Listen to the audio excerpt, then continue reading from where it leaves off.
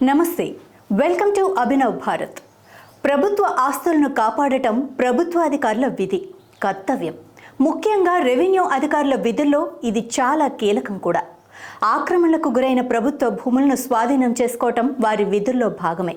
అయితే అధికార పార్టీ అండతో యథేచ్ఛగా ఆక్రమణలు చేయటం, దాని సంబంధిత అధికారి నిజాయితీగా అడ్డుకుంటే వారిపై దౌర్జన్యాలు చేయటం అనేది ప్రభుత్వ అవినీతికి అద్దం పడుతుంది. ఏపీ ముఖ్యమంత్రి చంద్రబాబు సొంత నియోజకవర్గం కుప్పంలో ఇలాంటి ఘటన జరిగింది. ప్రభుత్వ భూమిని ఆక్రమించి భవన నిర్మాణం చేపడుతున్న అధికార పార్టీ నేతను అక్కడి వీఆర్ఓ అడ్డుకున్నాడు. ఇది తట్టుకోలేని ఆ నాయకుడు, అతని అనుచరులు వీఆర్ఓ పైనే దాడి చేశారు. అధికారంలో ఉన్నది ఎవరైనా సరే ఆ ప్రభుత్వాన్ని నడిపించేది, వారు ఎంచుకున్న పరిపాలనా విధానాన్ని ప్రజలకు చేరవేసేది ప్రభుత్వ ఉద్యోగులే. అలాంటప్పుడు అదే అధికార బలంతో సొంత ఉద్యోగుల మీదే దాడి చేయటం ప్రజలకు తప్పుడు సంకేతాలను పంపుతుంది అనటంలో ఎలాంటి సందేహము లేదు. గతంలో టీడీపీ అధికారంలో ఉండగా జరిగిన ఒక ఘటన ఇందుకు ఉదాహరణగా చెప్పొచ్చు.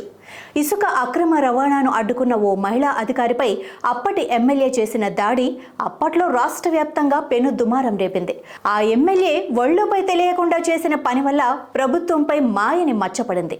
ఆ తర్వాత జరిగిన ఎన్నికల్లో ఆ ఎమ్మెల్యే ఓడిపోవడంతో పాటు ఆ ప్రభుత్వం కూడా తగిన మూల్యం చెల్లించుకోవాల్సి వచ్చింది. 2019లో టీడీపీ అధికారాన్ని కోల్పోవడంలో ఆ సంఘటన ప్రభావం కూడా ఖచ్చితంగా ఉందనేది కాదనలేని సత్యం. ఇలాంటి ఘటనలు జరిగినప్పుడు ప్రతిపక్షాలు మాత్రమే కాదు, సామాన్య ప్రజలు కూడా ప్రభుత్వం నుంచి సరైన స్పందన కోరుకుంటారు.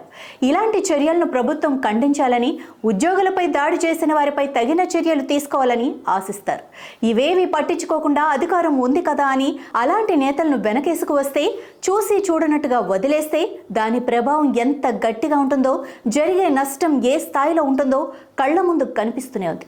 అయినా సరే అధికారంలో ఉన్నప్పుడు అన్నీ మర్చిపోయి ప్రవర్తిస్తే ప్రజలు టైం వచ్చినప్పుడు ఖచ్చితంగా వీటన్నిటికీ లెక్క చెబుతారు. మారిన ప్రభుత్వంలో మారిన చంద్రబాబును చూస్తారంటూ పదే పదే చెబుతున్న ముఖ్యమంత్రి ఇలాంటి ఘటనలను ఎంకరేజ్ చేయకుండా తన సొంత నియోజకవర్గం నుంచే ప్రక్షాళన మొదలు పెట్టాలని కోరుకుందాం. నాయకులారా, మీ పనితనం మీ అధినాయకులకు తెలియజేయాలనుకుంటున్నారు. ప్రజలారా, మీ సమస్యలను మీ నాయకులకు తెలియజేయాలనుకుంటున్నారు. ప్రజా సమస్యల పరిష్కార వేదిక మీ అభినవ్ భారత్.